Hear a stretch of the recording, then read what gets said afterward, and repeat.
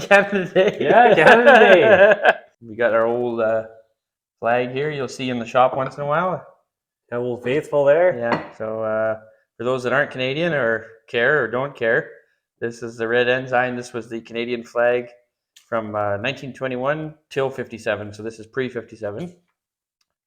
This came out in 1965. Anyway, Cool. Happy Canada Day if you're watching it today, and if not, Yeah, it was Canada Day today. which is equivalent to your 4th of July for most of you. Yeah, exactly. So, yay. Okay, well, today we thought we'd make a little preamble to a video we made the other day to get it out the door. And it's a car that we worked on. It's really cool, eh? Oh, super cool. We'll take you along for a wheel alignment on 1940 Ford. Yeah, enjoy. Anyway, okay, good enough, eh?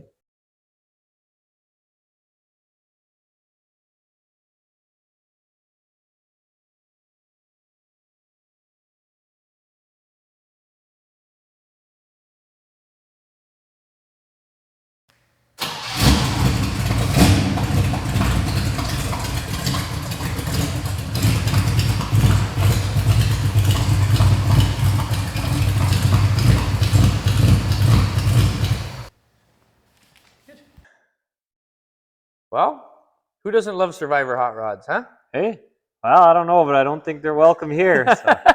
Survivor hot rods are just as cool and way rarer than Survivor original cars, even because there's only one.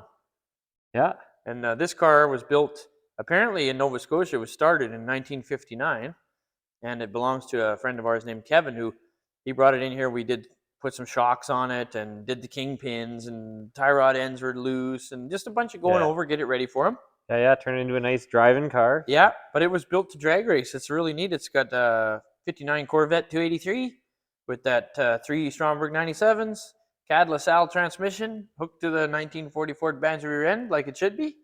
Car spent a long time parked and then got brought out of storage, and I don't know, I can't remember, 2010 or something, he said, and then he bought it in 2017 and had it. And Kevin gets it, so kind of maintain what the car is, which is a kind of a high school hot rod. Yeah, very, very cool. Yeah, it's chopped. The paint is from back then. It's just a neat old car. So what we got today is finishing it with a wheel alignment. Yeah. So we're going to demonstrate. Why not bring you along on the optical illusion? Well, there it is. Yeah, it's super cool. I got it from a fellow I used to work with, Tim Harland.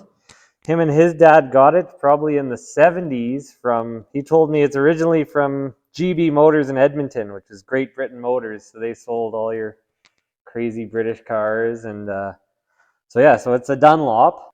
Yeah, so what you do is you line up the 2 rods with the width of your wheel there. You see? Yeah, these 2 fellas right here. Yeah, and then you pick the rim width, or the rim diameter. Yeah, your width there. So we're about 15. And then from that, you peek down this tube. Yeah, you'll take a look down there. And you catch a glimpse of yourself, and hopefully you're not frightened. And then you read your dial, and then that corresponds here to, so you've got your angle in minutes up to degrees, and then that from this little guide gets you right into inches of toe in. So we'll have to take a look and see what the factory spec for one of these is. Okay, Matt, why don't you give us a show and tell here? Yeah, we got some literature, all of it. Principles of Wheel Alignment, which is a really cool book from the 40s, but it explains every aspect of the science behind wheel alignments and tire wearing and different things. So that's a handy book. And then we also have a few data books here, but the one we use the most for the old Fords is this one right here, which is the service bulletins that would have come from a dealership. And they did in fact come from a dealership. The service station attendant would have had this little service handbook, which is a tiny version of the same book, which I got years ago, but it's cool. Presented with compliments. There we go. Yeah. Neat, eh? But it's exactly the same. It's just a condensed and not as in-depth. But we do have this, which, if you'll remember, our nice early Ford parts that we got came from a place called Smoky Lake General Garage. Forever. But it has everything we're going to need here for this 1940 Ford. So we just go into specs. Let's open her up here.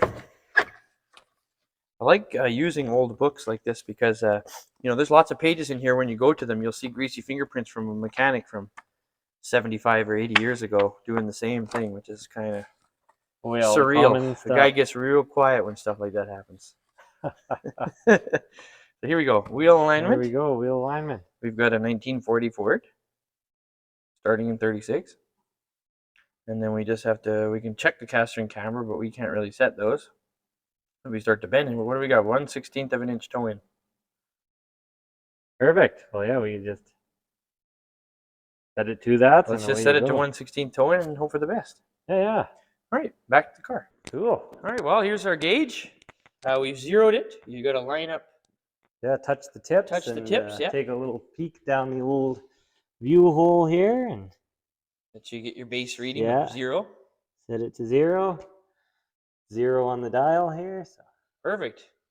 Now we've set this so it's just to the outside edge of the rim. We're just gonna set these to the wheel here.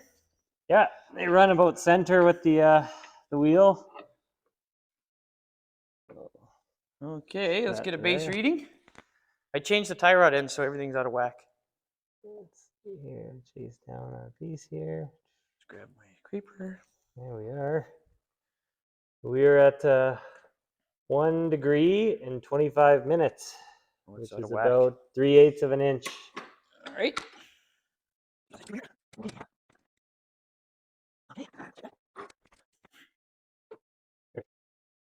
Good. Now we're at 30 minutes here, which puts us at a little over 1/8 of an inch toe in. Oh, so just a little tiny adjustment away. An adjustment away, exactly.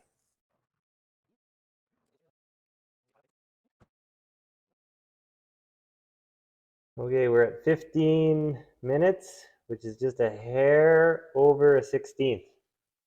I'm just going to touch it a little and we'll tighten up the clamps and just check it again. So there you go. That's how you do wheel alignment. Like an optical, with optical illusion, wheel alignment. Yeah, once we tighten it, we'll roll it ahead half a tire turn and just check it again. But okay, so here's the gauge set up on the wheel.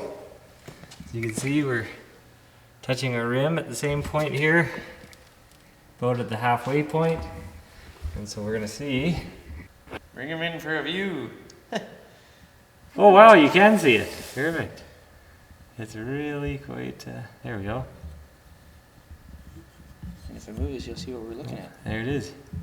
And we just line up the pointer with the line. Pointer with the sights, and away you go. Wheels align.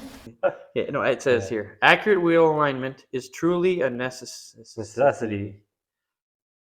I'm an idiot. How about we just show you the print here? No, but really, accurate wheel alignment is truly a necessity for present-day driving when high-speed cars and paved thoroughfares create a desire to enjoy the thrill of a mile-a-minute motoring. Mile a minute is 60 miles an hour. 60 mile an hour, yeah. Yeah, or 100 kilometers an hour, I guess. Oh, yeah, I guess we're getting in this. Anyways. Yeah, or 60 miles. Yeah, 60 miles an hour. When crowded driving and parking conditions make a constant use of brake applications necessary. Under average conditions, with the usual wear resulting, alignment angles become disturbed, causing friction to tires. Think then of the extra wear that will result from the impacts at high speeds. Sudden and severe application of brakes and the strain of skidding and swerving, considered from the angle of safety alone. It is vital to the motoring public to check wheel and steering alignment regularly and often. Wow, it sounds like they had the same hairballs on the road back then. Yeah, no kidding. At a mile a minute.